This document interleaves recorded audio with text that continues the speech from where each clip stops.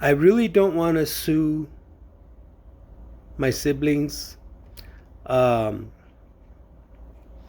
I don't want to. I don't want to fight with them. Um, I'm trying to do the right thing because my mom, she told me her wish and desire was to see her family just once come together with her so she can enjoy her family.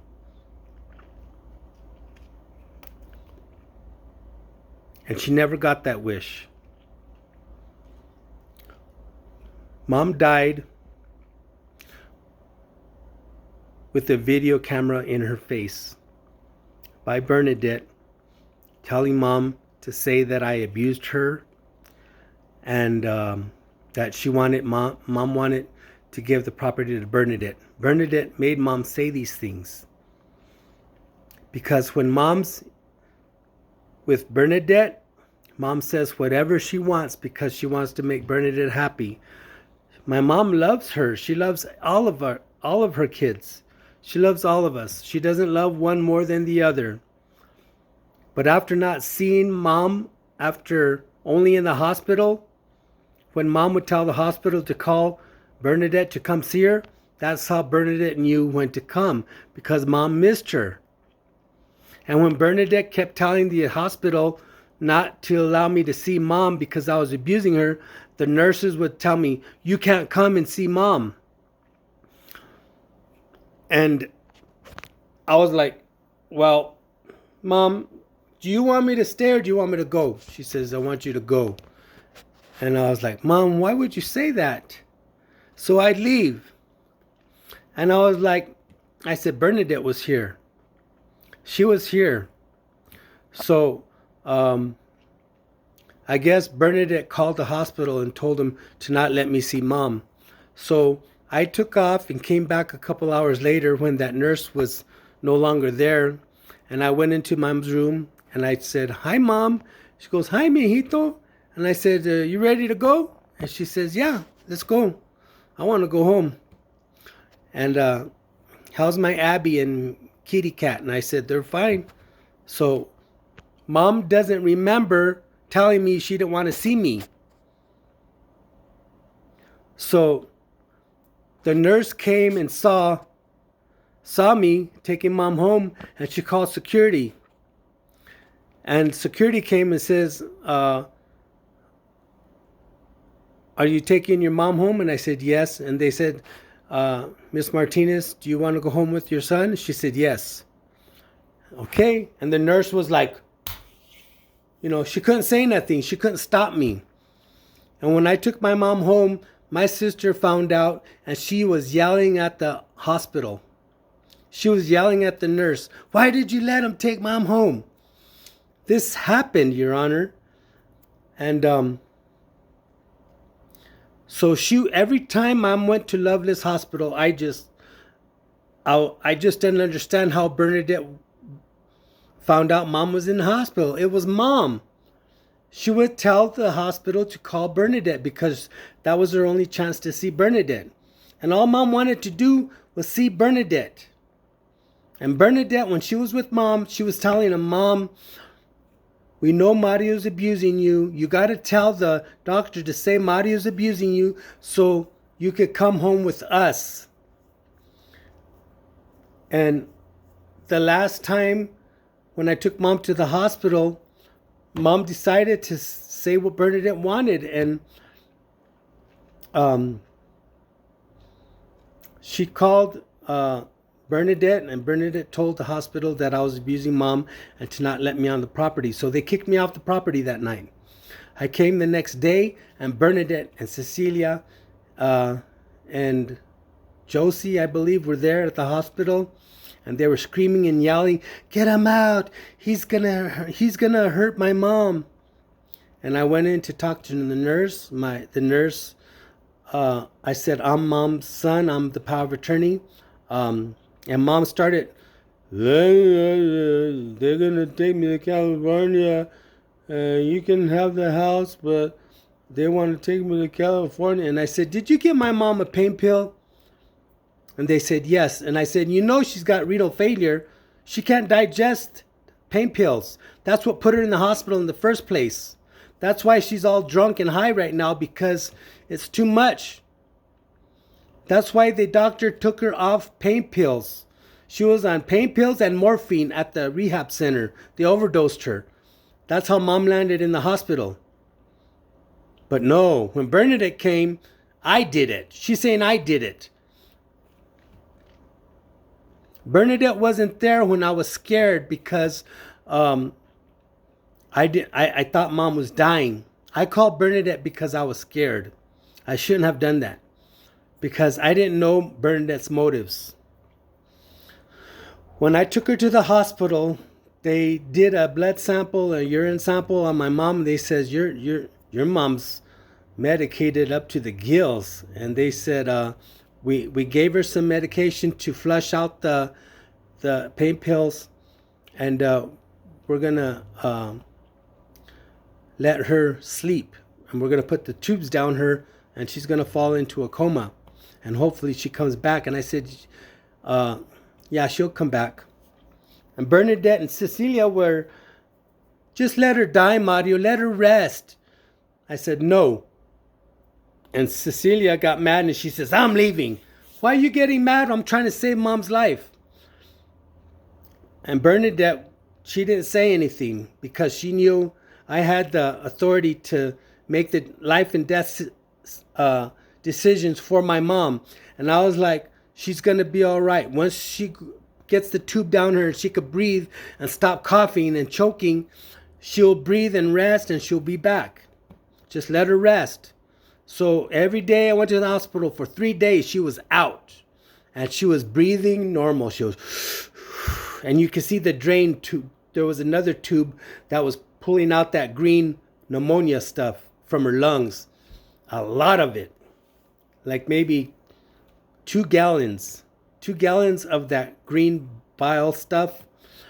And then on the 3rd night, the hospital called me and says, your mom woke up. And I said, I'll be right there. And I shot back to the hospital.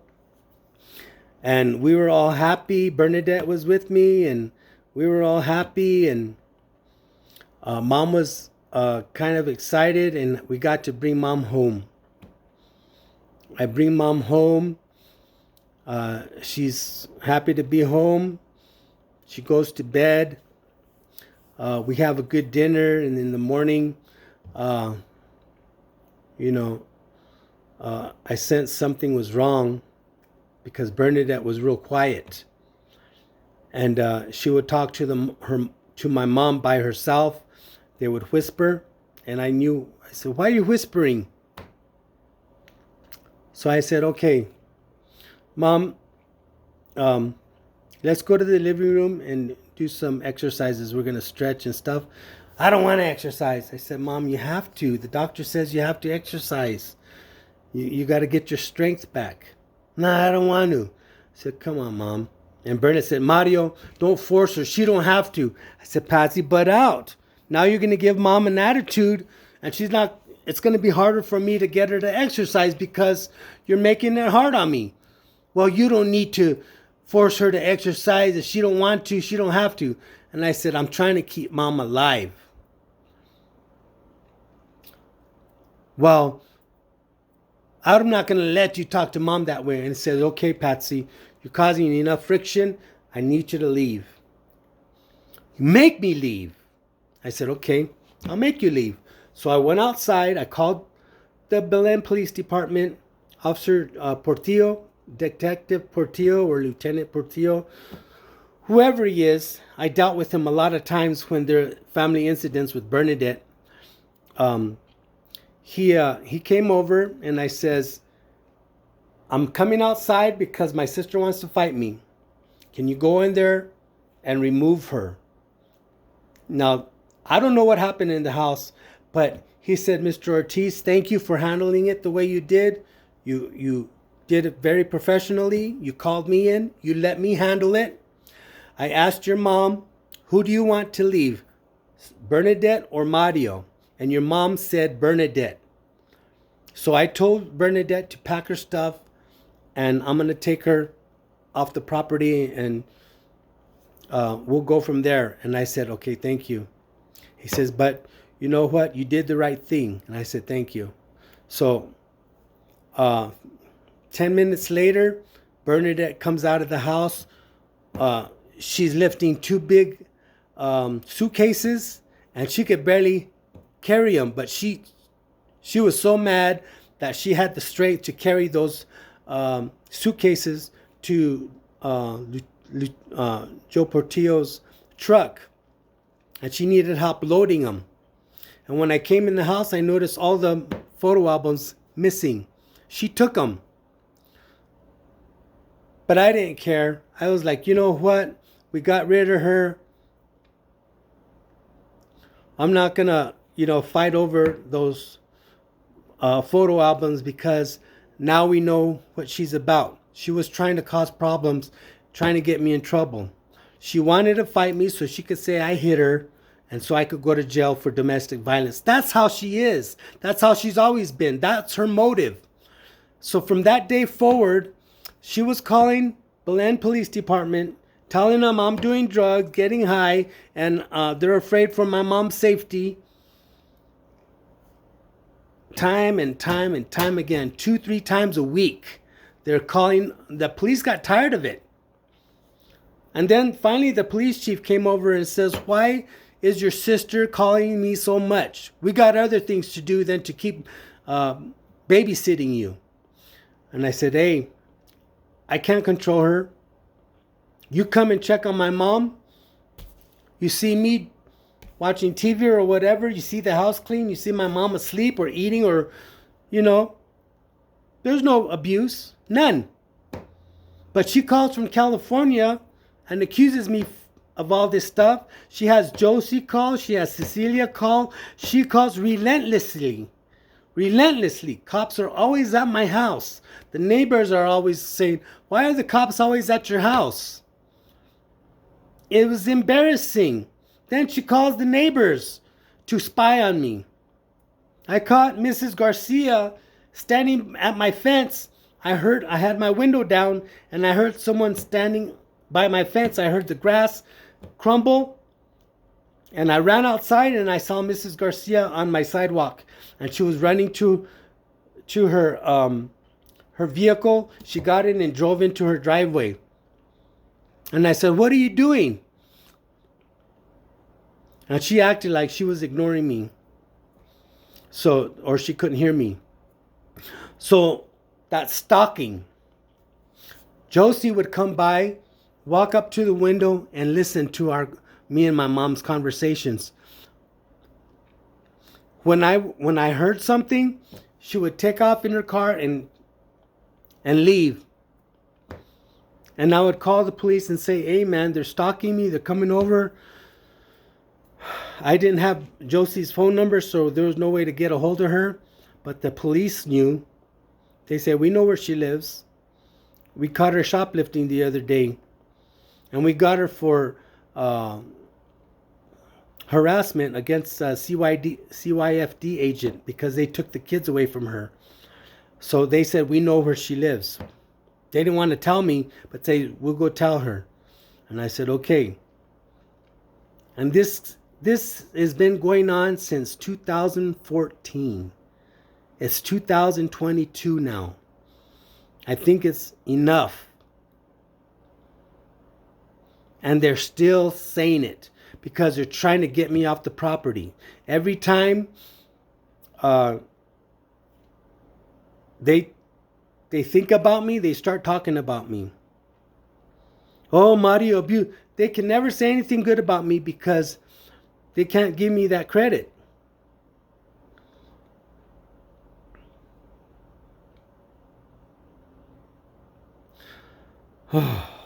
This is tiring. I go through this every day in my head about how they're treating me. And I'm sick with leukemia. I'm suffering from depression and anxiety. And I don't have the energy to, those pills that I have, they're heavy duty pills, man. And I have to uh, grab the energy and the will to go out there and file this court order. And it took a lot out of me, man. It took me 5 hours to do. But I was committed to it. I did it. And I came home. I had to make a lot of phone calls for processors to serve the subpoenas. And it's just horrible. It's all on this is all on my plate. And the judge ordered Bernadette to sell my house. So I asked all the siblings if they would let me have my share back, the shares that he divided up into 10. Everybody has 1/10 of a share. If I could have my share, their share. And the only one, they didn't call me, they didn't talk to me, they refused to answer the phone. I'm not going to talk to you, text me. Or they simply won't answer the phone, or they won't give me their phone number through a second party. I asked for Sally's number. Ray wouldn't give it to me. And he wouldn't talk to me. He said, text me. I'm not going to talk to you. I said, will you give me my share back? Oh, that's why you called. So, well, what do you think I called you for? Well, I'm a Jehovah's Witness and I don't get involved. Well, if you don't get involved, then let me have my share and let me live my life. No. And he hung up on me. He stopped texting me. And my brother Abel, he's been there through thick and thin.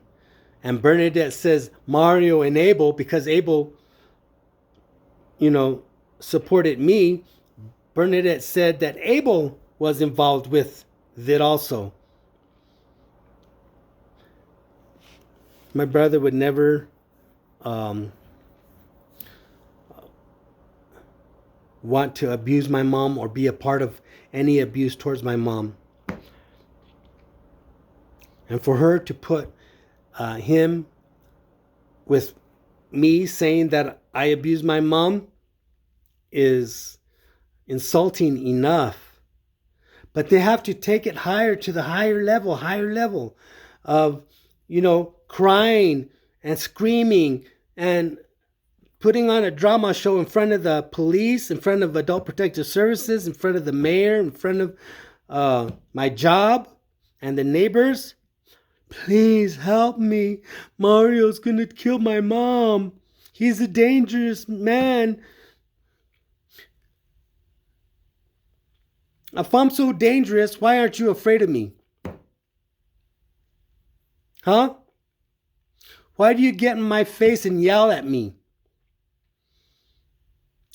Asking me to hit you. Hit me. Hit me. That's what you do. Hit me. They put their face right in my face. Hit me.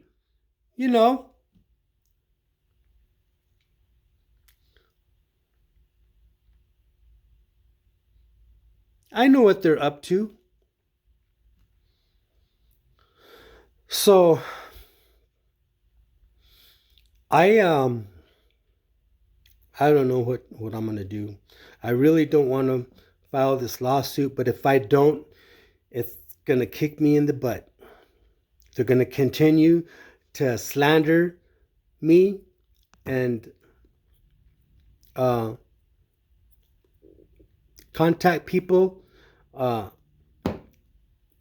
and they're going to continue to call my job when they find out where I work. They're going to call my job and say the same thing. Even after my mom's deceased, they're still doing it.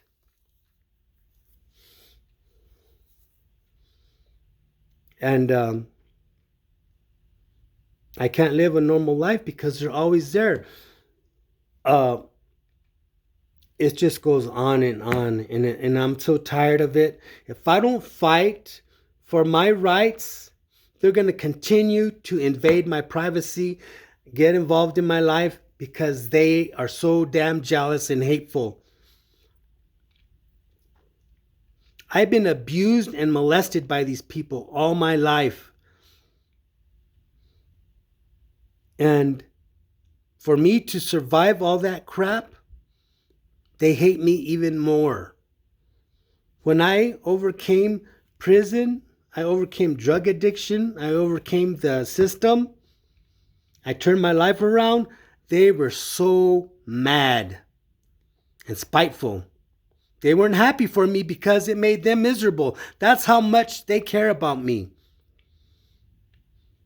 And they didn't have cared no attention to mom. The only reason they wanted to see mom was to see if she would give them the house. And mom told them, I promised the house to Mario. When he gets out of prison and he turns his life around, he's going to get the house.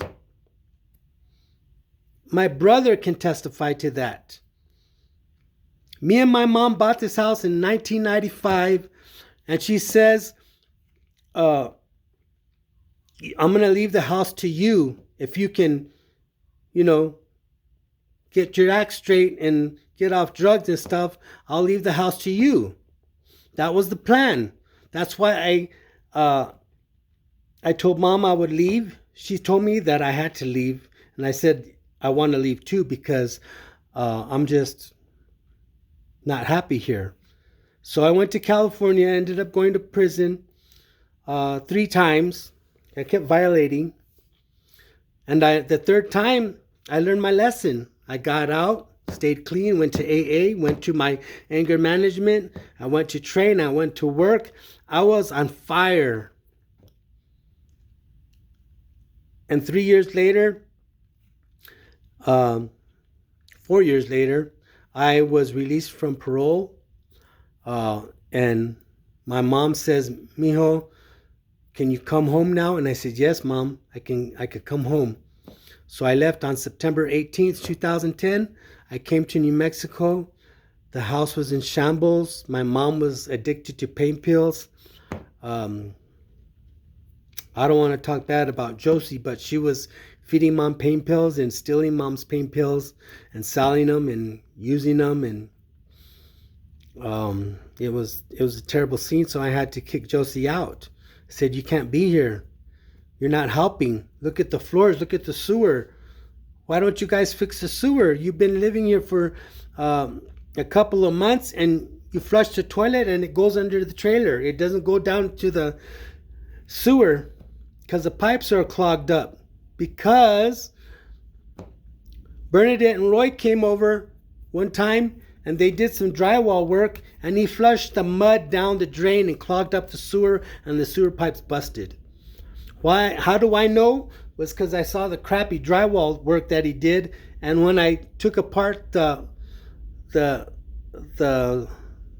sewer line under the trailer, and I took it out to from underneath the mobile home, I banged the pipe, and drywall came out. It was blocks of drywall mud, and I said that's why it's been clogged up.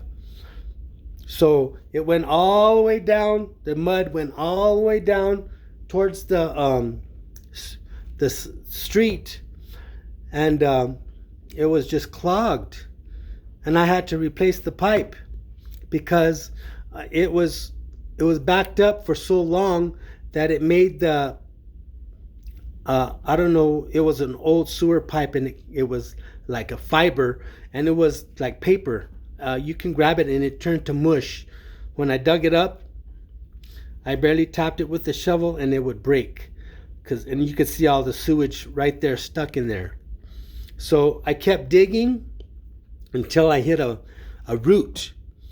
The elm tree, the roots from the elm tree, they wrapped around the sewer line because I guess the elm trees find its way to the sewer and it clogged up the sewer line. And there was a big root inside the sewer line, and the city had to fix it for me because it damaged where the sewer met the city line, to go down into the sewer. My line met the city part, so the city had to come and repair that for me. Oh my God. Instead of them trying to help out, they just make matters worse. They're just so jealous and they don't want me to succeed. There would have been no problem if they came to see Mom and not cause drama, saying, Mom, you need to come home with us. They didn't have to do that. Just accept the fact that Mom wants to be with me and she wants to see you. I tell you what, if you want Mom to go down there, why don't you get us 2 tickets to go see you? You can afford it, right? Because I'm not ever sending Mom back there so you can kidnap her. So you used the system against me. You blamed me for not allowing you to talk to Mom, which you made it hard for me to coordinate that with you because you wouldn't do what you were asked. You wouldn't come when you were supposed to come. You would come just to wait for me so you can try to get me kicked off the hospital. And the 3rd time was a charm. It worked for you. Congratulations. You got to steal Mom, take her to California, and she died. And then you buried her without telling me. You never told me. I had to find out from the courts and my brother. And the courts didn't want to tell me. They said she's deceased. I said, when did she die?